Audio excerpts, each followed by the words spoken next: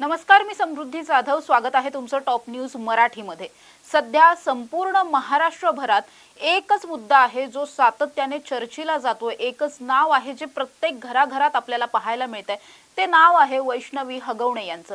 या वैष्णवी हगवणे यांनी आत्महत्या केली की त्यांची हत्या झाली, हा प्रश्न सध्या जोर धरत असला तरी सुद्धा या प्रकरणानंतर हुंडाबळींचा मुद्दा पुन्हा एकदा चर्चेत आलेला पाहायला मिळतोय.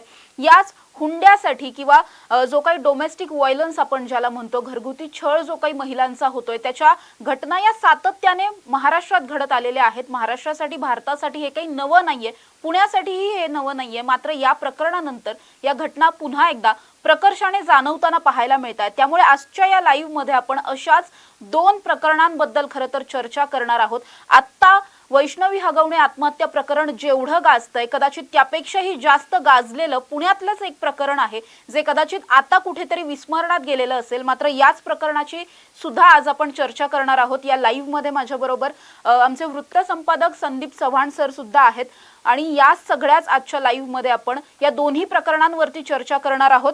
त्यामुळेच आजच्या या लाईव्हचं नाव आहे राजकीय कुटुंब, सुनांचा छळ, गायकवाड नंतर हगवणेचं घर, अघोरी प्रथा, हुंड्यांच्या व्यथा आणि सुनांच्या व्यथा. खरं तर या सगळ्याच प्रकरणावरती आज आपण बोलणार आहोत. सर, सगळ्यात पहिल्यांदा मला तुमच्याकडे यायचं आणि हे विचारायचंय की आत्ताचं हे हगवणे प्रकरण आणि पूर्वीचं गायकवाड प्रकरण काय नेमकं साम्य आहे आणि जे काही आता आपले प्रेक्षक विसरले असतील त्यांना पुन्हा एकदा पूर्वीच्या प्रकरणाची उजळणी. खरं तर पुण्यामध्ये म्हणजे औंध जो भाग आहे त्यामध्ये एक प्रसिद्ध उद्योजक ज्यांचं नाव नानासाहेब गायकवाड आणि त्यांचा मुलगा गणेश गायकवाड, हे दोघं जण या बाप लेकांनी मिळून प्रचंड प्रमाणामध्ये उद्योग केलेले आहेत आणि त्यांच्यावर इतके गुन्हे दाखल आहेत की आजही त्यांच्यावर चौथ्यांदा मकोका लागलेला आहे. म्हणजे 2024 त्यांच्यावर चौथ्यांदा मकोका लागला. मग 4 वेळा ज्यांच्या टोळीवर किंवा ज्यांच्यावर मकोका लागतो त्यांनी काय उद्योग केले असतील हे काही वेगळं सांगायला नको आहे. 2021 मध्ये खरं तर गणेश गायकवाड हे नाव चर्चेत आलं ते त्याच्या कुटुंबातील त्यांच्या सुनेला त्यांनी छळल्यामुळं. खरं तर त्यांच्या पत्नीला म्हणजे गणेश गायकवाड यानं असा उद्योग केला होता की तो त्यावेळी काँग्रेसमध्ये त्यानं प्रवेश केला. म्हणजे भाजपमध्ये होता, नंतर काँग्रेसमध्ये प्रवेश केल्यानंतर तो थेट युवक काँग्रेसचा सरचिटणीस देखील झाला आणि माजी प्रदेशाध्यक्ष म्हणजे तत्कालीन प्रदेशाध्यक्ष काँग्रेसचे नाना पटोले यांच्याच उपस्थितीत त्याचा काँग्रेसमध्ये प्रवेश झाला. काही दिवसांनंतर त्याची हकालपट्टी झाली, ती गोष्ट वेगळी. कारण प्रकरण इतकं भयानक समोर आलं होतं.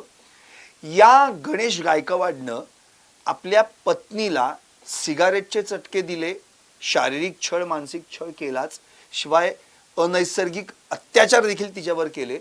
पण या प्रकरणात एक आणखी कनेक्शन समोर आलं होतं, ते म्हणजे अघोरी प्रथेचं. आता तिच्यावर त्यांनी अघोरी जे काही प्रकार केले होते ते अत्यंत भयानक होते. म्हणजे त्यामध्ये सगळ्यात मोठं नाव जे या राजकीय प्रस्थानमध्ये घेतलं जात होतं त्या काळचं राजकीय गुरु म्हणून, ज्याचं नाव आहे रघुनाथ एमूल म्हणून. आणि हा स्वतःला अगदी म्हणजे मी सिद्धयोगी आहे, मी रघुश्री सिद्धयोगी वगैरे तो स्वतःला म्हणायचा. आणि त्यानं जेव्हा यांच्या कुटुंबामध्ये शिरकाव केला तेव्हा त्यानं असं सांगितलं या गणेश गायकवाडला की तू आमदार आणि मंत्री का होत नाहीयेस याचं कारण तुझी पत्नी आहे. कारण तुझी पत्नी हिची जी जन्म तारीख आहे किंवा जन्मवेळ आहे हीच मुळात चुकीची आहे. दुसरी गोष्ट, ती पांढऱ्या पायगुणाची आहे आणि त्यामुळे तुमचे ग्रहमान दूषित आहेत. आणि हे सगळं जर तुला करायचं असेल, आमदार व्हायचं असेल, भविष्यात मंत्री व्हायचं असेल, तर तुला पहिल्यांदा तिला लवकरात लवकर सोड चिठ्ठी द्यावी लागेल. त्यामुळे मी काय मंत्रलेले लिंबू देतोय, ते लिंबू उतरवून टाक जेणेकरून तुझ्या मागचं संकट टळेल. आणि मग त्यांनी ते अघोरी प्रथा वगैरे सगळे उद्योग केले. या दरम्यान त्या पीडितेनं शेवटी ऑक्टोबर 2021 मध्ये या संपूर्ण कुटुंबाविरुद्ध गुन्हा दाखल केला. आणि त्यामध्ये तो सासरा नाना गायकवाड त्याचाही समावेश होता, सासू नंदा गायकवाड समावेश होता आणि आणखी एक मिळून असे 9 जण होते. आणि मग या सगळ्यांना तुरुंगाची हवा खायला लागली होती. आता मुळातच हे राजकीय कुटुंब होतं. एकतर आधीच हे प्रसिद्ध उद्योजक यांच्या इतक्या प्रॉपर्ट्या बाणेरमध्ये आणि औंधमध्ये की यांनी मॉल, दुकानं, हॉटेल्स या सगळ्या व्यावसायिकांसाठी भाडे तत्वानं जमिनी दिल्या होत्या. त्यामुळे यांच्याकडे बक्कळ पैसा, अफाट पैसा. पण नादी लागले होते त्या बाबाच्या, त्या बुवाच्या, तो जो कोण गुरु होता रघुनाथ येमूल. आणि त्यात कुठे ना कुठेतरी ह्यांना शेवटी कसं आहे, हे जे बडे उद्योजक वगैरे आपण जे म्हणतो ना, यांना काहीतरी राजकीय आसरा पाहिजे असतो. जसे हगवणीने घेतला होता, कुठला तरी पक्ष घ्यायचा, त्या पक्षात आपण जायचं आणि मग आपले उद्योग चालू ठेवायचे. तसंच या गायकवाड कुटुंबानं केलं होतं आणि तो गणेश गायकवाड भाजपमधून मग काँग्रेसमध्ये गेला. आणि हे सगळं प्रकरण जेव्हा बाहेर आलं त्यानंतर मात्र एक एक करत यांचे पॉलिटिकल कनेक्शन्स देखील समोर आले. मग काँग्रेसनं नेहमीप्रमाणे जसं आता आपण बघितलं राष्ट्रवादीनं हकालपट्टी केली, तसं काँग्रेसने देखील त्या गणेश गायकवाडची हकालपट्टी केली. आता त्या पीडितेनं स्वतःहून तक्रार दिली आणि नंतर ती त्यातून बाहेर पडली, तो भाग वेगळा. पण हे जर असंच काही चाललं असतं तर कदाचित त्या रघुनाथ येमूल कोण आहे त्यांनी उद्या भविष्यात काहीतरी वेगळंच आणखी तिच्या जीवावर बेतील असा उद्योग केला असता. पण ते व्हायच्या आधीच तो प्रकरण थांबलं. पण सावकारी, दरोडा, अपहरण करणे, जमिनी बळकावणे यामध्ये हे सगळे आधीच मातब्बर होते हे कुटुंब. त्यामुळं यांच्यावर एकदा दोनदा तीनदा नव्हे चौथ्यांदा मकोका लागला. म्हणजे एकंदरीत राजेंद्र हगवणे कुटुंब काय किंवा आत्ताचं जे 2021चं आपण गायकवाड कुटुंब काय बघितलं तरी दोन्ही कुटुंब राजकीय आश्रयाच्या वळचणीखाली गेलेली होती. आणि यांच्या घरातल्या सुनांची स्थिती अशी, एकीला अघोरी प्रथेने त्रास दिला आणि एकीला हुंडा प्रथेने त्रास दिला. सर, या प्रकरणामध्ये जसं तुम्ही म्हटलात की दोन्ही सुनांचा प्रचंड छळ झाला होता, या दोन्ही सुनांविषयी सुद्धा मला थोडीशी माहिती तुमच्याकडून घ्यायची. ती म्हणजे कसपटे कुटुंबातली ही कन्या असेल वैष्णवी, ती असेल किंवा मग या प्रकरणामधली नाना गायकवाड यांची जी सून होती ही सुद्धा एका माजी आमदाराची मुलगी होती. त्यामुळे दोन्ही मुली या सुशिक्षित होत्या आणि सुशिक्षित मुलींबरोबर सुद्धा अशा पद्धतीचा हा छळ जो आहे तो आता नित्याचा होतोय की काय असं एकंदरीत? नक्कीच. एकंदरीत आता आपण जर बघितलं म्हणजे आकडेवारी जर आता आपण पाहिली तर साधारण 13 ते 15,000 तक्रारी म्हणजे महिलांविषयक त्यांना छळणाऱ्या तक्रारी राज्य महिला आयोगाकडे आता दाखल आहेत. मागच्या काही पेंडिंग आणि आता 13 असे म्हणून 15,000 होतात. यामध्ये एकही हुंडाबळीची तक्रार नाहीये किंवा हुंड्यासाठी त्रास होतोय अशी तक्रार नाही.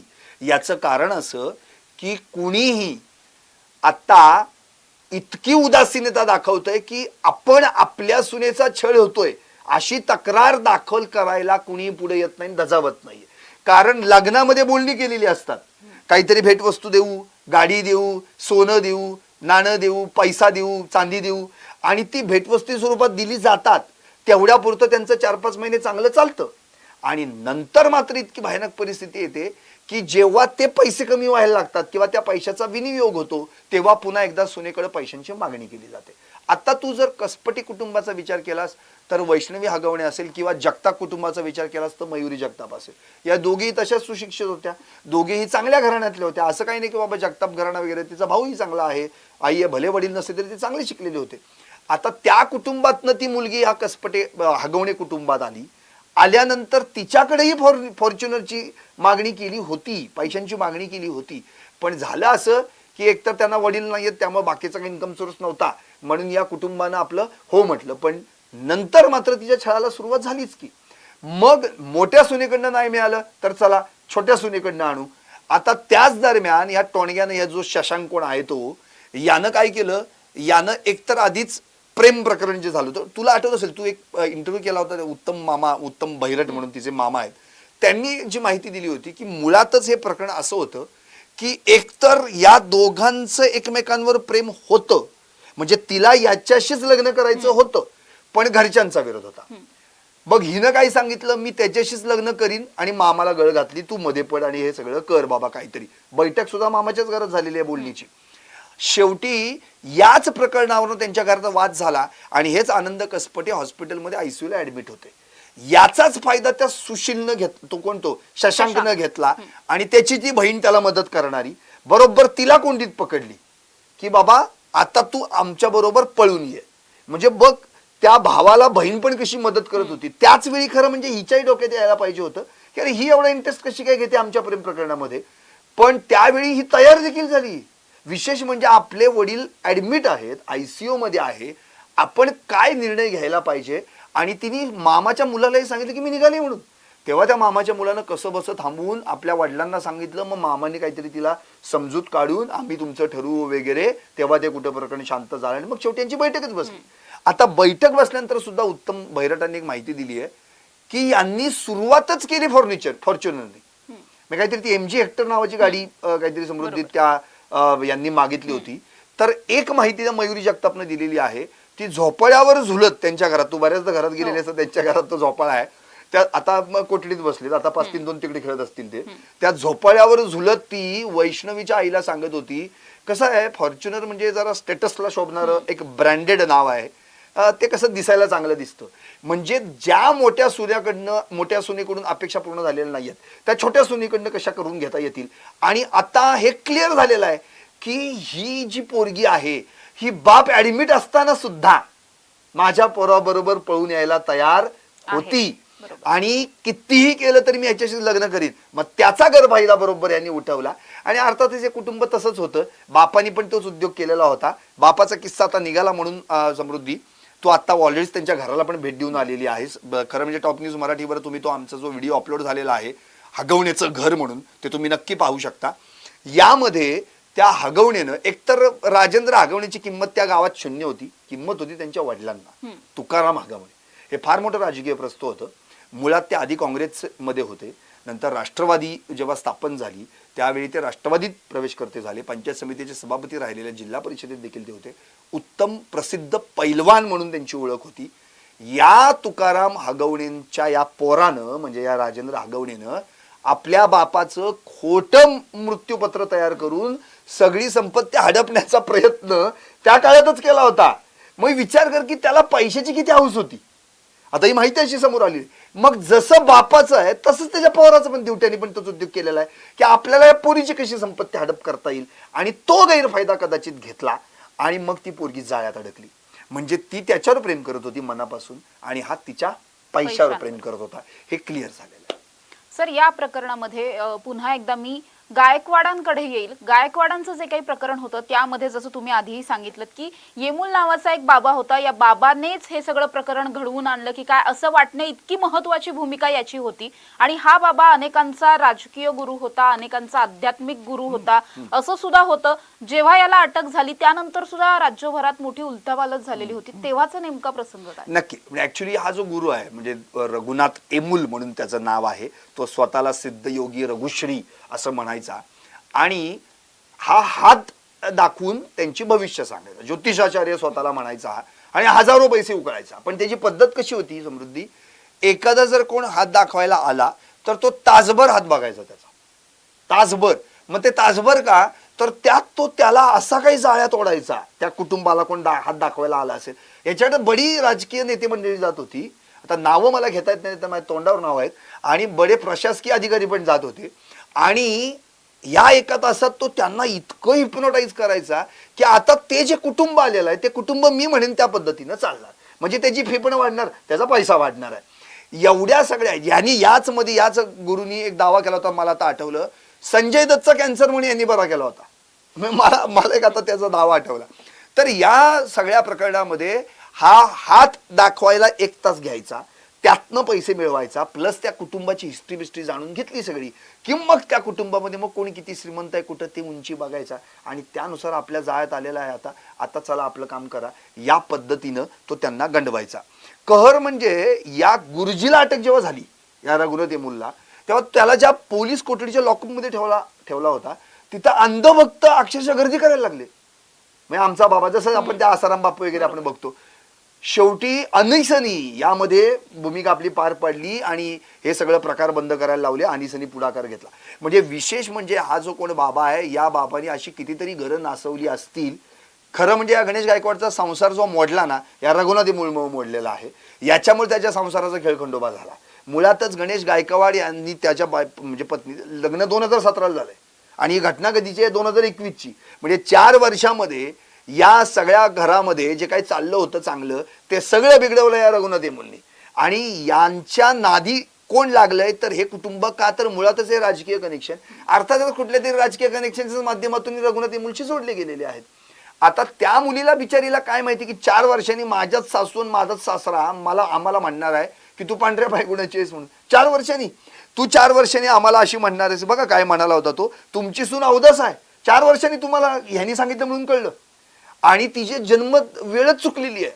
आता तिची जन्मवेळ ठरवणारा हा कोण आहे? म्हणजे हा सगळा गोंधळच आहे. म्हणजे जसं तू मागाशी म्हणालीस की एवढी सुशिक्षित माणसं, शिकली सवरलेली, यांना अकला नाहीयेत की आपण कुणाच्या नादी लागतो. आणि अर्थातच हे दोघं बापले काही धुतल्या जाणारे नव्हते, हे थर्ड क्लासच होते. या दोघांनी प्रचंड मोठ्या प्रमाणात सावकारी करून पैसे लुबाडलेले आहेत, जमिनी हडप केलेले आहेत, गोळीबार केलेले आहेत, गोळीबार करून लोकांना धमकावलेला आहे. त्यामुळे यांचा काही फार वेगळा रोल असा चांगला आहे असं काही नाहीये. पण यांनी एक गोष्ट कायम हे करायची, कुठल्या तरी राजकीय पक्षाची कनेक्ट करायचं, जेणेकरून आपला फायदा होईल. आणि या दृष्टिकोनातून यांचं प्रस्थ वाढत गेलं. त्यात रघुनाथ येमुलची एंट्री झाली आणि यांच्या घराची राखरांगोळी झाली. सर, ही दोन्ही प्रकरणं जी आहेत, हगवणे असतील किंवा गायकवाड असेल, थोडीफार या दोन्ही प्रकरणांमध्ये साम्य सुद्धा आहे, थोडंफार काही ना काहीतरी वेगळं सुद्धा काही ना काहीतरी या दोन्ही प्रकरणांमध्ये घडलेलं आहे. मात्र तुम्हाला या प्रकरणांमधली महत्वाची साम्य नेमकी कोणती वाटते? नक्कीच. म्हणजे मला एक प्रश्न, म्हणजे जसं तू मागाशी अगदी सुरुवातीला ते उत्तम वाक्य उच्चारलं होतंस की सुशिक्षित घराणी कशी काय अजूनही या गोष्टींना भुलतात. एकतर आघोरी प्रथेला भुललेली आहेत, एक हुंडा प्रथेला भुललेली आहेत. दोन्ही गोष्टी अनिष्ट आणि रूढी या जुन्या परंपरा आहेत, ज्यांना काही अर्थ नाही. दुसरी गोष्ट, दोन्ही घराणी ही बडी आहेत, बडी प्रस्थ असलेली, प्रसिद्ध, चांगला पैसा बक्कळ, यांच्याकडे खाणं पिणं व्यवस्थित, सगळं काही. तू त्यांचे बंगले पण बघितलेले आहेस, सगळं काही व्यवस्थित आहे त्याचं. आणि सगळ्यात महत्वाचं मुद्दा म्हणजे दोन्ही पॉलिटिकल कनेक्शन्स आहेत. म्हणजे अशा लोकांना मग आता प्रॉब्लेम काय होतो की कुठे ना कुठेतरी जी काय आपल्याकडे संपत्ती आलेली आहे त्या संपत्तीत भर आणखी कशी घालता येईल या दृष्टिकोनातून मग केन प्रकारे तो पैसा मिळवायचा प्रयत्न करतात.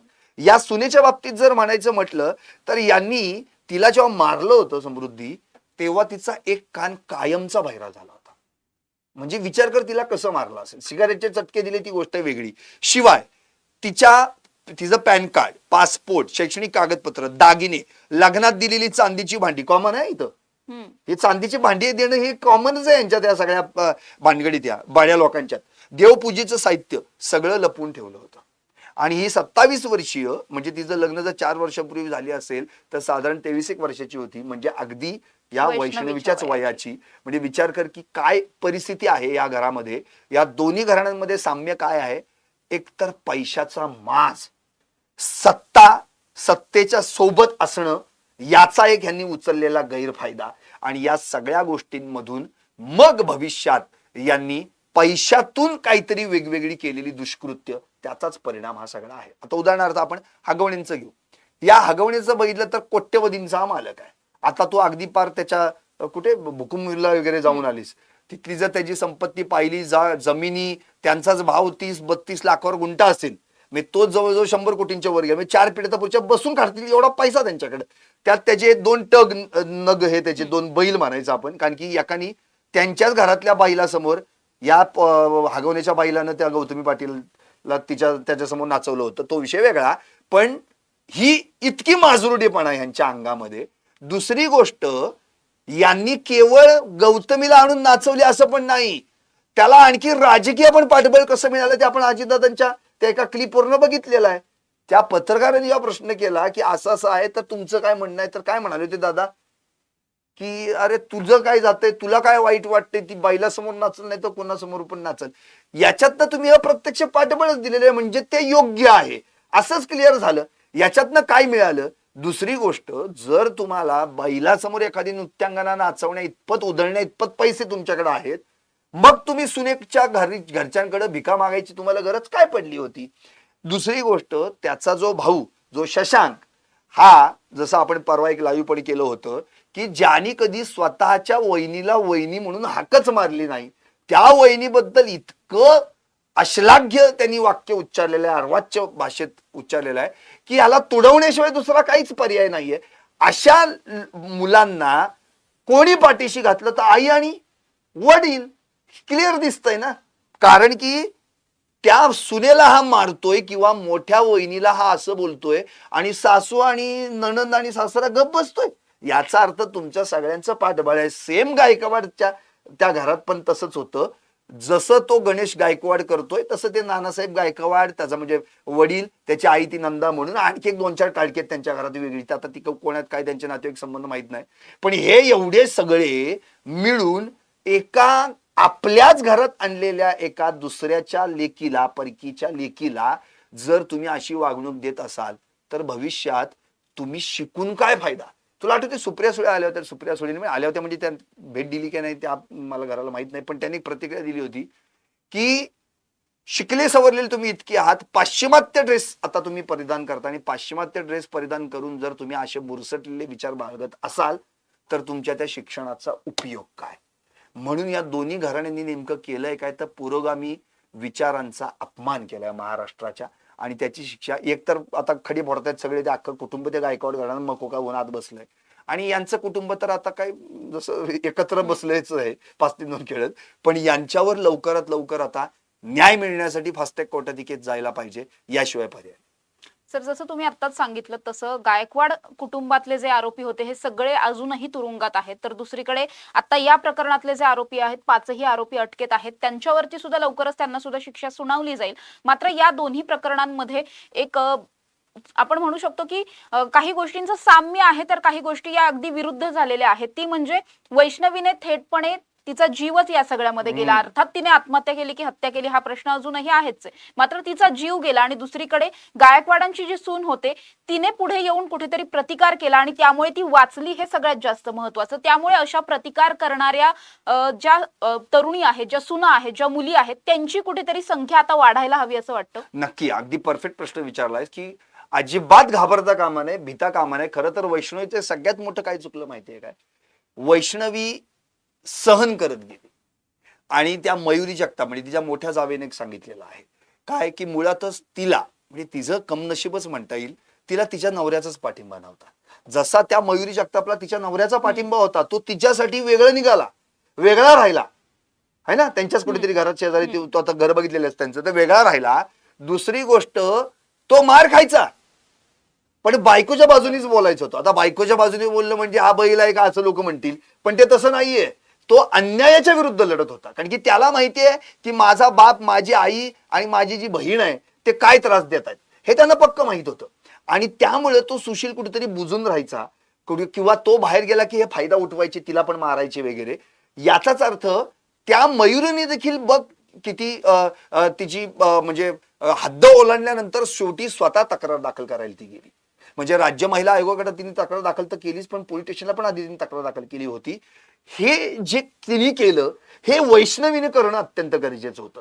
हिने काय केलं, ही घरी यायची आणि मग आपल्या घरच्यांनाच अगदी ते पण थोडं थोडं सांगत बसायची आणि कुठं मैत्रिणीशी चॅटकर वगैरे. आता मैत्रिणी म्हणजे काय, मुळात कसं आहे, आता उदाहरणार्थ तुझी एखादी मैत्रीण असेल, तुझं काही दुःख असेल तर तुम्ही एकमेकांना फक्त शेअर करू शकता, याच्यापुढे नाही ना तुम्ही काय करू शकत. कारण की ती मैत्रीण पण इतकी ताकदवान किंवा सामर्थ्यवान नसेल की जी तुझ्या त्या सगळ्या लोकांच्या विरोधात आवाज उठवू शकते. तर तसं ते करणं अत्यंत गरजेचं होतं. जर तिने त्या काळात तसं केलं असतं किंवा आपल्या घरच्यांना हे सांगितलं असतं की मला जायचंच नाहीये, काही करा पण मला जायचं नाही, तर घरच्यांनी साहजिकच तो विचार केला असता. दुसरी गोष्ट, तुला बाळ झालेलं आहे, आता तुला 9-10 महिन्यांचं बाळ, म्हणजे तो तर नालायकायचा तो शशांक, जिच्यावर प्रेम केलं तीच प्रियसी तुला पत्नीच्या रूपात मिळाली. तिचं जे मुलगा म्हणजे तिला जे प्रेग्नंट जी दिवशी झाली तेव्हा एक पत्नी पतीला जेव्हा सांगते की मी प्रेग्नंट आहे, तो आनंद काय असतो. त्यावेळी हा टोणगा काय म्हणाला होता की चारित्र्याचा संशय घेऊन ये, बाळ माझंच आहे का म्हणून वगैरे. म्हणजे तो किती नीच आहे. तर त्याच वेळी तुला हे क्लिअर व्हायला पाहिजे होतं की मग भविष्यात हे माझ्या पोराचा काय सांभाळ करणार. त्यावेळी तू तुझ्या आई वडिलांना हे सांगून किंवा तुझ्या आणखी अवतीभोवतीची काही माणसं आहेत त्या ओळखींना सांगून की बाबा मला ह्या घरात त्रास होऊ शकतो, मला ह्या घरात राहायचं नाहीये. आता तुला आठवत असेल या सगळ्या प्रकरणानंतर म्हणजे तिने पाऊल उचललं नाही असं नाही, पण पाऊल तेव्हा पण तिने टोकाचं उचललेलं. कुठलं? तिने रॅट पॉइझन पिलं होतं. म्हणजे त्यावेळी देखील तिने घरच्यांचा विचार केला नाही, बाळाचा विचार केला नाही, तिने विचार केला तो फक्त स्वतःला होत असलेल्या त्रासाचा. आणि त्यावेळी ती वाचली, अक्षरशः 4-5 दिवस हॉस्पिटलमध्ये ऍडमिट होती. त्यावेळी सुद्धा सासरची कोणी बघायला आली नव्हती तिला. मग त्यावेळी तिने हा विचार करायला पाहिजे होता की मी स्ट्रॉंग व्हायला पाहिजे, मी आता निर्णय घेतलाय. पण यांनी देखील काय केलं, वेळोवेळी घरच्यांनी चला असू देत घ्या समजूत काढून. इज्जत इज्जत हा जो एक समृद्ध एक शब्द जो झालाय ना की इज्जत, तुला माहितीये हे लग्न पण झालंय ना ते त्यामुळेच झालंय. पळून जाईल मग आपली इज्जत जाईल, समाजात आपलं नाव आहे, आपलं प्रस्थ आहे, याच्यामुळे तुम्ही पोरगी दिली. आज पोरगी गमावून बसलो आपण. तू मला सांग, पोरगी आपली घरात असणं सही सलामत याला इज्जत म्हणायची का समाजानं 2-4 नावं ठेवली त्याला इज्जत म्हणायची. आणि तू मला सांग, यांच्या लग्नात जे जेवायला गेले होते, त्यांनी काही खाल्लं असेल, काही रबडी बिबडी काय असेल ते, ही सगळी जी काही खायला प्यायला गेली, नंतर टॉयला हात पुसून निघून गेली, कोण आलं रे यांना मध्ये हे करायला? म्हणजे त्या दिवशी त्यांचा सगळा छाई छौकीन शाही थाट सगळा बघितला, त्यात सुखात सामील झाली. दुःखात कोण समृद्धी सामील होतं रे? कोण आलं की बाबा नाही नाही हे असं कळलेलं ना, अजिबात पोरगी परत तुम्ही पाठवू नका? कोणी आलेलं नाहीये. त्याचं कारण लग्न झालं तुमचं तुम्ही बघा, आमचं आमचं झालं, आली दुसरी पत्रिका, चाललो दुसऱ्या लग्नाला जेवायला. अशी परिस्थिती आजकाल सगळे ना वराडी मंडळी अशीच आहे. तुम्ही बोलवता आम्ही येतो, त्याच्या पलीकडे मान पान सन्मान संपला. पण भोगावं लागतं ते त्या कुटुंबाला. आज समृद्धी, तू त्या बाळाला पण बघितलेस, तू दुपारी एक वाक्य पण बोलली होतीस की ते बाळ आता आमच्याशी खेळलं वगैरे छान वगैरे हे आहे. विचार कर, त्या बाळाने जेव्हा ते बोलायला लागेल किंवा तो विचारेल की माझी आई कुठं आहे, तेव्हा करायचं काय? तुला आठवतं हे प्रकरण आठवल्यानंतर मागचं एक प्रकरण आठवतं कुठलं? दीनानाथ मंगेशकरचं. कुणाचं? तनिषा भिस्तेचं. विस्तेंचं. आठवतंय की नाही? तिथं तर त्या 2 मुली आहेत. त्यांनी तर काय करायचं? म्हणजे प्रश्न काय पडतोय, जो तो आपापल्या मर्जीनुसार निर्णय घ्यायला लागलाय, भविष्यात त्याचे परिणाम इतरांना भोगावे लागतात, हा विचार कोणीच करत नाही. सर, या सगळ्या प्रकरणानंतर हगवणींची जी काही केस आहे त्यामध्ये जसं तुम्ही आता सांगितलं की इज्जतीला घाबरून वारंवार कुठेतरी समझोता करून तिला पुन्हा एकदा सासरी पाठवण्यात येत होतं. मात्र मला तुम्हाला असं विचारायचंय की तुम्हाला असं वाटतं का की या सगळ्याच प्रकरणामध्ये आई वडिलांची सुद्धा तितकीच महत्वाची आणि मुख्य रोल त्यांचा होता आणि त्यांची तितकीच चूकही झाली की नक्कीच. एकदा ऑलरेडी मुलीने आत्महत्येचा प्रयत्न केलेला केला. असताना पुन्हा एकदा तिला पाठवण्यात आलं आणि असंही झालं नाही की अनेक वेळा असं होतं की अशी जेव्हा प्रकरण असतात पोलिसांसमोर ती मिटवली जातात खरंय. अनेकदा आणि त्याच्यानंतर भरोसा असेल वगैरे अशा पद्धतीने कुठेतरी समुपदेशन करून मग पाठवलं जातं. असं काही न करता केवळ इज्जत होती, अर्थात कसपटे वस्ती आणि कसपटेंचा तो सगळा मान रुबाब सन्मान जो आहे त्या सन्मानाखातर पुन्हा एकदा मुलीला पाठवण्यात आलं आणि त्यामुळेच हे सगळं घडलं असं तुम्हाला वाटतं? नक्की. म्हणजे मला असं म्हणायचं समृद्धी, ज्यावेळी मामांच्या घरात बैठक झाली होती त्यावेळी स्वतः आनंद कसपटे असं म्हणत होते की मला माझी मुलगीच तुम्हाला द्यायची नाही. त्यावेळी सुद्धा त्यांच्यावर प्रेशराईज झालं होतं. अर्थातच मुलीच्या सुखाकडे बघून बाप शेवटी काय होतो, भूलतो. चला बाबा जाऊ देत काय. मग MG हेक्टर नको, ती बुक केलेली कॅन्सल केलेली आहे आणि मग ती फॉर्च्युनर गाडी बुक केलेली आहे. आता मला असं प्रश्न पडलाय, ज्यावरती तुम्ही 51 तोळे सोनं देताय, फॉर्च्युनर गाडी देताय, चांदीची भांडी देताय, 1.5 लाखाचा मोबाईल देताय, 1,20,000चं घड्याळ देताय, याचा अर्थ तुम्ही तुमच्या मुलीसाठी जी काही रक्कम जपून ठेवलेली आहे किंवा पुंजी तिच्या लग्नासाठी आहे ती दिलेली आहे. चला मान्य केलं आपण इथपर्यंत. आता याच्या पलीकडे सुद्धा जर जाऊन तो लग्नानंतर सुद्धा जर मला हे द्या ते द्या असं मागत असेल तर तुम्हाला त्याच वेळी कळायला पाहिजे होतं की अरे यांना आमची मुलगी नकोय, यांना आमचा पैसा पाहिजे. खरं तर हे लग्नाच्या आधीच क्लिअर झालं होतं. पण झालं कसं, कसपटे कुटुंबाला इमोशनली ब्लॅकमेल केलं गेलेलं आहे. म्हणजे एकतर मुलींनी पण ब्लॅकमेल केलं आणि आजूबाजूच्या सगळ्या लोकांनी. दुसरी गोष्ट, या सुशील तो कोणतो शशांक आणि त्याच्या बहिणीने तर त्याच्या काय ते पोरीला हिप्नोटाईज केलं. ते स्वतः मामा बोलले की यांनी हिप्नोटाईजच केलं होतं जणू काय आमच्या पोरीला. आणि त्या प्रेमात हे इतके अडकले, शेवटी त्यातनं निघणं बाहेर झालं. आता एकतर पोरगी पण अडकली आणि पोरगी दिल्यामुळे आई बाप अडकले. पण अशा वेळी एक सत्सद बुद्धीचा विचार करायला पाहिजे की हिला मारहाण पण केली जातीये, आपण एवढे पैसे देतोय, आपण एवढं पुरवतोय सगळं. अगं चांदीच्या गौराई समृद्धी तुम्ही मागताय, म्हणजे तुमची म्हणजे काय तुमच्या घरात आता एवढं सगळं असताना तुम्ही असं वागत असाल तर अवघड आहे. म्हणजे मग भिकारीच की तुम्ही 100 कोटींचा भिकारी थोडक्यात हगवण्या. मग आता या सगळ्या ह्याच्यातून जर एवढे पैसे मागितले जातात तर त्याच वेळी यांच्या कुटुंबातल्या महिलांनी, त्यांच्या कुटुंबातल्या महिलांनी एकत्र येऊन विचार करायला पाहिजे की अरे आपली पोरगी आपल्याकडे परत आणून उद्या त्रास होईल. आणि त्या पोरीने पण तिथं कुठेतरी मन बनवलं होतं त्या चॅट काहीतरी मैत्रिणीच्या मध्ये किंवा मी घटस्फोट वगैरे माझी चूक, मामांना पण तिने सांगितलेलं ना की माझी चूक झाली, असं माझ्याकडनं हे माझा निर्णय चुकला. पण आता निर्णय चुकल्याचा अर्थ आयुष्य नाही ना बरोबर स्वतःच करून घ्यायला पाहिजे. आज झालं काय, आज स्वतः तर ती गेली बिचारी, पण त्याच्याबरोबर त्या पोरग उघड्यावर पडला. आणि आई जर नसेल तर स्वामी तिने जगाचा, आई विना भिकारीच काय तो. आणि बाप तर काय लायकीचं आपण बघितलेलं. जो बाप म्हणतोय प्रेग्नंट ती झाल्यानंतर सांगायला गेल्यानंतर की हे बाळ माझं आहे की नाही संशय आहे, असल्या बापाकडनं काय अपेक्षा करणार आहेस तू. आणि राहिली गोष्ट समृद्धी, आणखी एक मला आता तुला एक उलटा सवाल करायचा आहे, तो फार महत्वाचा आहे. तो म्हणजे इथं बाईच बाईची दुश्मन झाली असं तुला वाटत नाही का? म्हणजे आपण आपल्या घरात एखादी परकीयाची लेक सून म्हणून आणतो, आपण पण कधी काळी सून होतो या घराची, है ना.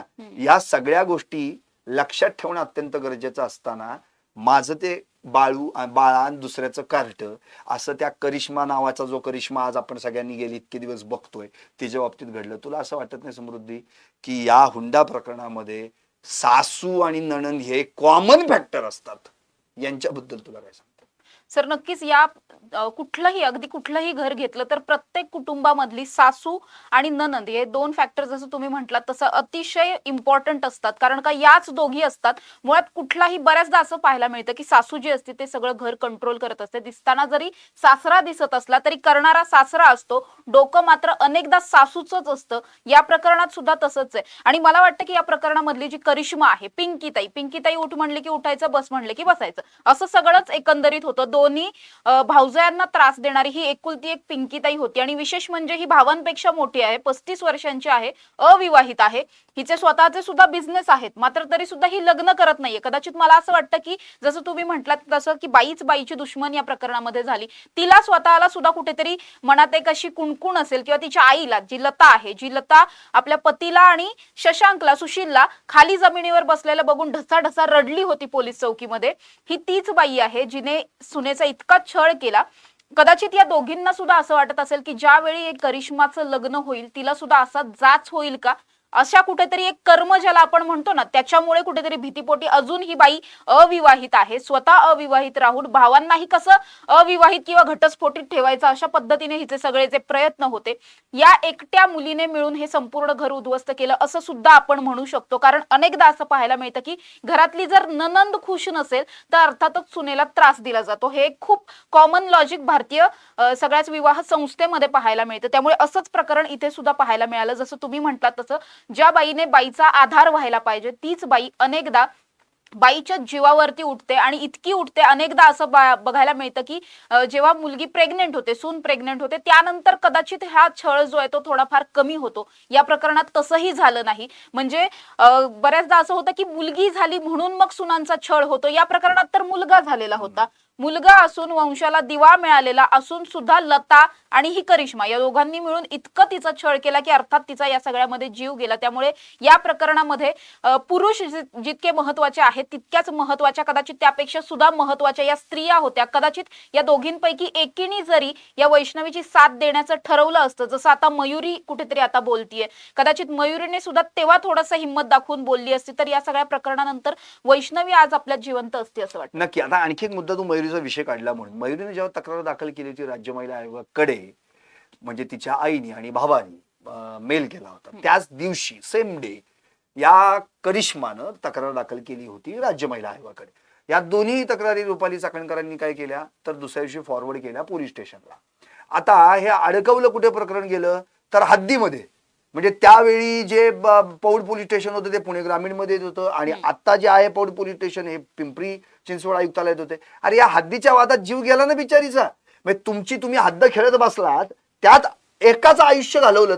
आता दुसरी गोष्ट, खरं तर जी मयुरी जगतापची जी तक्रार दाखल झाली होती त्या तक्रारीवर चार्जशीट दाखल होणं गरजेचं होतं. नोव्हेंबर मध्ये जर तुमची तक्रार दाखल झाली असेल पोलीस स्टेशनला तर पुढचे 3 महिने बघितलं तर नोव्हेंबर ते डिसेंबर, डिसेंबर ते जानेवारी, जानेवारी ते फेब्रुवारी 90 दिवस होतात किंवा अगदी मार्च पर्यंत तुम्हाला ती चार्जशीट दाखल करणं गरजेचं होतं. उजाडला मे महिना. मे महिन्यामध्ये 16 तारखेला आत्महत्या झालेली आहे वैष्णवीची. जर चार्जशीट दाखल होऊन ती कोर्टात केस स्टँड झाली असती तर हे सगळे आरोपी झाले असते आणि हे आत गेले असते. यांचा कारनामा तेव्हाच संपूर्ण पुण्यासमोर, महाराष्ट्रासमोर आला असता आणि साहजिकच वैष्णवीला त्रास देणं बंद झालं असतं आणि वैष्णवी वाचली असती. म्हणजे मुळात पोलिसांची पण किती हलगर्जीपणा याच्यामध्ये आहे. दुसरी गोष्ट, ती केस स्टँड झाली असती आणि जर कदाचित यांना शिक्षा लागली असती किंवा हे आत गेले असते त्या प्रकरणामध्ये तर वैष्णवीच्या आई वडिलांनी पण विचार केला असता, अरे बापरे, आणि तिची हिंमत पण वाढली असती, अरे बापरे की हो मग खरंच मलाही त्रास असे देत होते, तर तिची तक्रार लगेच पुढची आली असती आणि त्या तक्रारीमध्ये या मग संपूर्ण कुटुंबाला आत घालता आलं असतं. पण झालं असं, मयुरीच्या तक्रारीकडे दुर्लक्ष झालं, वैष्णवीने तक्रार केलीच नाही. मयुरीच्या तक्रारीकडे झालेल्या दुर्लक्षामुळं वैष्णवीच्या जीवाचं जे काही झालेलं आहे त्याला जबाबदार खरं म्हणजे सिस्टीम पण आहे, यंत्रणा पण आहे, ते आपण विसरता कामा नये. नक्कीच सर, या आजच्या लाईव्ह मधला मला तुम्हाला शेवटचा प्रश्न विचारायचा आहे, तो म्हणजे दोन्ही प्रकरण आपण समजून घेतली, अगदी नाना गायकवाड असेल किंवा मग आत्ताचं हे हगवणे प्रकरण असेल, या दोन्ही प्रकरणांनंतर या दोन्ही प्रकरणांचा तुम्ही स्वतः अभ्यास केलेला आहे. या सगळ्या प्रकरणानंतर तुम्ही कुठल्या निष्कर्षावरती आलाय असं वाटतं? नाही, खरं आहे. मला एवढंच म्हणायचं समृद्धी, की निष्कर्ष म्हणण्यापेक्षा ही जी हुंडा प्रथा जो आहे किंवा हुंडा घेणं देणं वगैरे, मुळात 1961 ला जो कायदा झाला त्या कायद्यामध्ये काय नमूद आहे? हुंडा देणारा आणि हुंडा घेणारा कायद्यानं दोघही दोषी आहेत. आता तू मला सांग, इथं हुंडा दिला का नाही दिला असं कसं तुम्ही प्रूफ करणार? एकतर तुम्ही स्वखुशीनी फॉर्च्युनर, 51 तोळे सोनं, चांदीची भांडी, गाडी, काय काय दिलं असेल ते, बर एकट्या दुकट्या माणसासमोर दिलंय का? अख्ख्या गावासमोर दिलंय तुम्ही. बर राजकीय नेते, बर देताना सुद्धा देणारा माणूस सुद्धा उपमुख्यमंत्री होता त्यावेळेचा. दुसरी गोष्ट, स्वतः दादांनी विचारलं होतं, बाबा रे दिली का मागितली, का स्वखुशीनं देताय का बळजबरीनं? एवढे प्रश्न जे दादांनी त्या काळात विचारले होते, त्यावेळी विचारले होते, याचा अर्थ कुठे ना कुठेतरी दादांना काय, इव्हन बाकीच्या लोकांना सुद्धा हे वाटलं असणार आहे. पण विचारणारा जी व्यक्ती असते ते कोणतरी स्ट्रॉंग आहे, ते दादांनी विचारलं. पण त्याच वेळी कुठेतरी पाल चुकचुकली पाहिजे होती. खरं म्हणजे कसपटेंच्या पण मनामध्ये, की अरे आपण देतोय, बळजबरीनं मागितलेलं आहे आपल्याला, हा कुठेतरी एक त्यांना मी तर म्हणतो एक संदेश होता, की या संदेशाचा विचार करायला पाहिजे. पण तो भविष्यात पुढे विचार झाला नाही. दुसरी गोष्ट, 21व्या शतकात समृद्धी आता अजूनही हुंड्याच्या नावाखाली, म्हणजे जेव्हा लग्नाची बोलणी होतात ना, तेव्हा हुंडा नका देऊ, तेवढं फक्त 4 तोळे द्या, हुंडा नका देऊ, तेवढी फक्त एक गाडी द्या, हुंडा असं म्हणून सगळं घ्यायचं आणि बाहेर परत मिरवायचं, आम्ही हुंडा नाही दिला, आणि यांनी मिरवायचं, आम्ही हुंडा नाही घेतला. आणि या सगळ्या गोंधळामध्ये ही प्रथा गुपचूप चालू राहिली आणि त्यातनं ही प्रकरण जेव्हा बाहेर यायला लागली. आता मला आणखी एक तुला सवाल करायचा समृद्धी, हे तर बडबरस्त होतं, हाय प्रोफाईल केस आहे, दोन्ही घराणी मोठी होती, त्यामुळे किमान वैष्णवीच्या प्रकरणामध्ये सगळ्या महाराष्ट्रानं लक्ष घातलं. पण जी गरीब लोक आहेत, ज्यांना देताच येत नाही हुंडा, तरी सुद्धा कर्ज काढून इकडून तिकडून देतात आणि ते देऊन सुद्धा कमी पडतं, तेव्हा त्यांचा जो छळ होतो. आणि त्यात ज्या काही आत्महत्या झाल्या असतील किंवा सुनेला मारलं गेलं असेल, पूर्वी तुला आठवते लेक 40 साला पिक्चर होता, जाळून मारलं वगैरे वगैरे, त्या काळात त्या बऱ्याच त्या प्रथा चालायच्या. तर आता मला सांग, आज जी राजकारणी हे सगळे डझनभर मंत्री भेटून आले, वैष्णवीच्या घरी जाऊन आले, म्हणजे माहेरच्या, अशा कुठल्या रे गरीबाच्या घरी हे सगळे गेलेले आहेत आणि ज्यांनी ही प्रथा कुठेतरी चालू आहे तर ती बंद करण्यासाठी प्रयत्न केले. नक्कीच सर, जसं तुम्ही आता सांगितलं, वैष्णवी हगवण्याचं प्रकरण झाल्याच्या नंतर महाराष्ट्रामध्ये 3 हुंडाबळीच्या केसेस घडल्या, ज्याच्या चर्चाही झाल्या, ज्याच्या बातम्याही आल्या.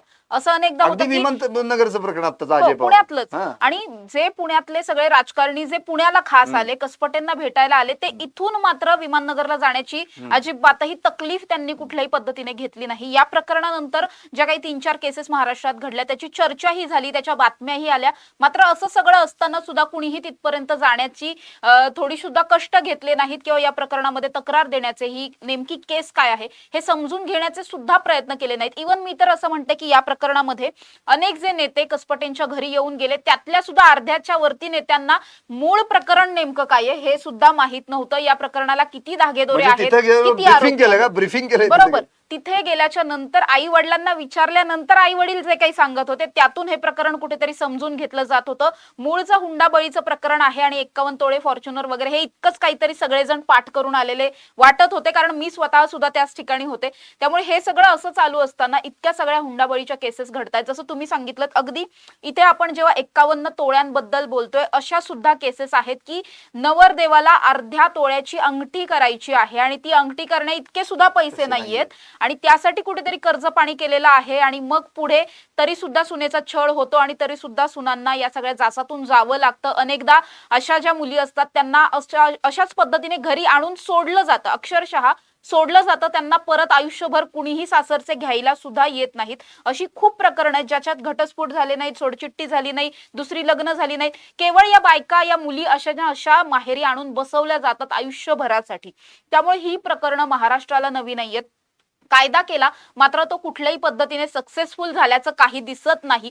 कुणीही आता असं म्हणत नाही की अरे हुंडा नको कारण शिक्षा होऊ शकते, असं म्हणताना कुणीही समृद्धी, दिसत मला नाही. मला तुला एक विचारायचं, म्हणजे 21 तारखेपासून तू त्या कसपटेंच्या घरी जातीयस, कव्हर करतेस, टॉप न्यूज मराठीच्या माध्यमातून आपल्या सगळ्या प्रेक्षकांना दाखवतेस की आज कोण आलं, आज कोण आलं.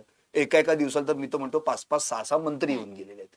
याच्यामधली जी नाव आहे ती आपली फक्त एकदा परत यांना सांगू, आणि मला फक्त तुला एक रिॲक्शन विचारायचे.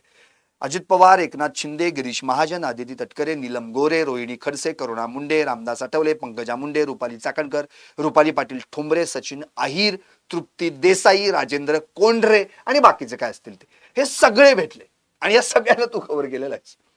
मला फक्त इतकंच सांग, हे जे सगळे आले आणि या सगळ्यांनी सांत्वन केलं, त्यांना भेटले, न्याय मिळवून दे वगैरे सगळे हे झालं, हेच विमाननगर या ठिकाणी जाऊन घडलं का?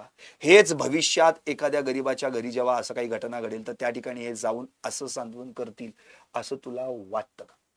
असं अजिबात वाटत नाही सर, याचा कारण अर्थ यात ही ही ही संपूर्ण केस राजकीय नेत्यांशी बरोबर निगडीत आहे म्हणून? बरोबर केवळ राजकीय प्रकरण आहे आणि खूप मोठी प्रस्त आहेत. दोन्ही सुद्धा आपापल्या परिसरामधली खूप मोठी प्रस्त आहेत. सामाजिक राजकीय जीवनावरती या सगळ्यांचा खूप जास्त प्रभाव आहे. त्यामुळे केवळ हे जी केस आहे या केसकडे इतकं गांभीर्याने पाहिलं जात आहे. गांभीर्याने म्हणण्यापेक्षा मला असं वाटतं की प्रसिद्धीसाठी पाहिलं जात आहे, कारण तिथे आले की मग मीडियाला बाईट दिल्या जातात आणि भेट मिळाली वगैरे असं सगळं चर्चा होते. कुठेतरी एक सांत्वन, एक इमोशनल कनेक्ट जनतेशी तयार ठेवण्यासाठी हे सगळं केलं जात आहे असं वाटतं. इव्हन या सगळ्या प्रकरणानंतर अनेक नेत्यांना याच विमाननगरच्या केसबद्दल सुद्धा विचारण्यात आलं होतं. त्यावेळी माहिती घेऊन सांगतो असंच अनेकांनी सांगितलं, कारण या म्हणजे प्रकरणाची माहितीच माहिती नव्हतं. नाही. समृद्धी, आता एक म्हणजे आपल्या प्रेक्षकांसाठी आपल्या एका प्रेक्षकाने कमेंट पाठवलेली आहे, ती कमेंट मी ऐकून दाखवतो. वाल्मिक हरकल म्हणून त्यांचं नाव आहे. त्यांनी असं म्हटलं, हुंडा देणं आणि घेणं ही समाजाची प्रतिष्ठा बनलेली आहे. अगदी त्यांनी वर्मावर बोट ठेवलेलं आहे. म्हणजे लहानपणापासून मुलगी झाली की तो बाप एक एक रुपया साठवून ठेवायचा प्रयत्न करतो. का तर भविष्यात मला कदाचित हिच्या होणाऱ्या म्हणजे नवऱ्यासाठी किंवा माझ्या जावयासाठी उद्या भविष्यात मला जर पैसे नसतील आणि जर मला काही देता आलं नाही तर मी माझ्या पोरीचं काय करायचं, ही धास्ती आणि भीती बापाला बसलेली आहे. आणि ही प्रकरणं इतकी भयानक घडत चाललेली आहेत समृद्धी, यामुळं बिचाऱ्या गरिबांना सुद्धा या सगळ्या प्रकरणातून अडकवण्याचा प्रयत्न होतोय. श्रीमंत आहेत ते पैसे देतात, ते निघून जातात पुढं, पण यांचं काय, ज्यांच्यामुळे दुसऱ्यांना भोगावं लागतं. याच्यावर तुझी कमेंट फार गरजेची आहे. सर, जसं तुम्ही सांगितलं की यांच्यामुळे अनेकांना भोगावं लागतं, कारण जसं आपण आता जसं तुम्ही म्हटला होतात की जरी हुंडा बंदीचा कायदा आलेला असला तरी सुद्धा अगदी दबक्या आवाजात, अगदी चार भिंतींच्या आतमध्ये हे सगळं चालू आहे. आणि मला असं वाटतं की आपल्या परंपरेनुसार, प्रथांनुसार हे इतकं जास्त रुजलेलं आहे या समाजामध्ये की अगदी धोंड्याचा महिना आला तर चांदीची भांडी दे. दरवेळेस जेव्हा मुलीला प्रत्येक या पहिल्या धोंड्याला पण खुणाला दिलं होतं की अधिक हो. मासला चांदीचं ताट दिलेलं होतं, ते चांदीचं ताट सुद्धा आता या सगळ्या हुंड्यांमध्ये जप्त करण्यात आलेलं आहे. त्यामुळे इतक्या प्रथा आहेत आणि या सगळ्या प्रथा केवळ सासरच्यांनाच करण्याच्या आहेत, माहेरच्यांना करण्याच्या कुठल्याही प्रथा नाहीत, काहीच नाहीये. म्हणजे इतकं की जेव्हा मुलगी एखादी प्रेग्नेंट असते तेव्हा तिला पहिला गरोदरपण सुद्धा तिच्या माहेरीच करायचं, त्याचा खर्च सुद्धा आम्ही घेणार नाही, ते सुद्धा तुम्हीच करायचं. 1.25 महिना 2 महिने तिला तुम्हीच सांभाळायचं. लहान बाळाची जी काही औषधोपचार असतात, इतकं खर्चिक सगळं असतं. आत्ताच्या घडीला तर खूप जास्त खर्चिक आहे. हे सगळं सुद्धा तुम्हीच करा. वर सिझेरियन झालं तर आणखी 1,00,000, 2, 3, 4 लाखाचा खर्च हा सगळा तुम्हीच करा. आम्ही मात्र आमचं जे काही नातवंड असेल ते 2 महिन्यांनी आयतं घ्यायला येऊ, अशा पद्धतीची एक जी मानसिकता तयार झालेली आहे, ही मानसिकता मुळात जर बदलायची असेल तर त्यासाठी हुंडा बंदीचा जो कायदा आहे हा कायदा आणखी जास्त कडक करणं खूप जास्त गरजेचं आहे. असंच सगळे सर्वसामान्य लोक सुद्धा म्हणताना पाहायला मिळतात, कारण एकाने दिला की मग दुसऱ्याला द्यावा लागतो. कारण सांगतानाही असंच सांगितलं जातं की अरे आमच्या भावाला मिळाला होता, आमच्या चुलत्याच्या मुलाला दिलाच होता की, असं सांगून कुठेतरी हे सगळं गोळा केलं जातं. दिलाच होता की हो, आम्ही दिलं होतं. आणि मुळात असं आपल्याला, मला तरी वाटत नाही की असं एखादं प्रकरण घडलं असेल की समोरच्यांनी हुंडा मागितलाय म्हणून मुलीकडच्यांनी लग्नच मोडलं की तुम्ही हुंडा मागताय तर आम्ही मुलगी देत नाही. असं कधीच होत नाही. 4 तोळे मागितले तर 2 तोळ्यावरती घासाघीस करून ते सेटल केलं जातं. अशी एक मानसिकता बनलेली आहे. जिथे हुंडा मागतील तिथे आम्ही मुलीच देणार नाही असं म्हणणारे जोपर्यंत आई वडील तयार होत नाहीत तोपर्यंत आई पुढे जाऊन अजून जिथे हुंडा मागतील किंवा आपल्याला कळते की या लग्नामध्ये हुंडा मागितला गेलेल्या बैठकीच्या वेळी, तर त्या लग्नाला सुद्धा जाऊ नये मी तर म्हणतो लोकांनी.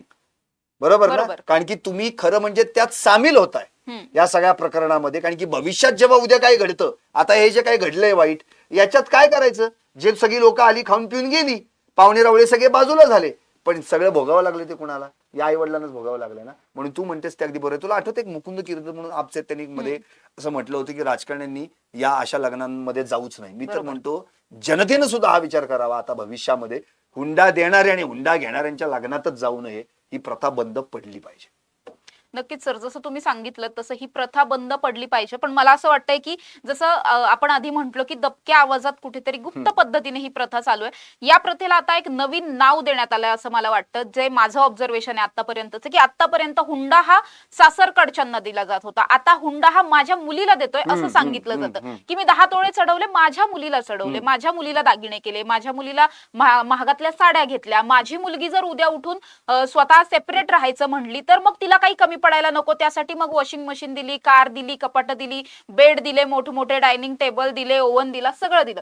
असं आतापर्यंत काही वर्षांपूर्वीपर्यंत अगदी एकाच दशकापर्यंत जे सासरच्यांना दिलं जात होतं, सासू सासऱ्यांना नवऱ्याकडच्यांना दिलं जात होतं, ते आता आमच्या मुलीला देतोय असं म्हणून आई वडिलांनी सुद्धा ही प्रथा जी आहे ती चालू ठेवण्यामध्ये आई वडिलांचा सुद्धा तितकाच हात आहे असं वाटतं. आणि हे जोपर्यंत कमी होत नाही तोपर्यंत हे पुढचं काहीच थांबणार नाही. नक्की. आता मी शेवटाकडे येतो आणि शेवटला कमेंट फक्त आपल्या प्रेक्षकांची घेणार आहे. आता कमेंट सुरू झालेल्या आहेत, पण ती कमेंट त्यांची खूप अगदी परफेक्ट कमेंट आहे.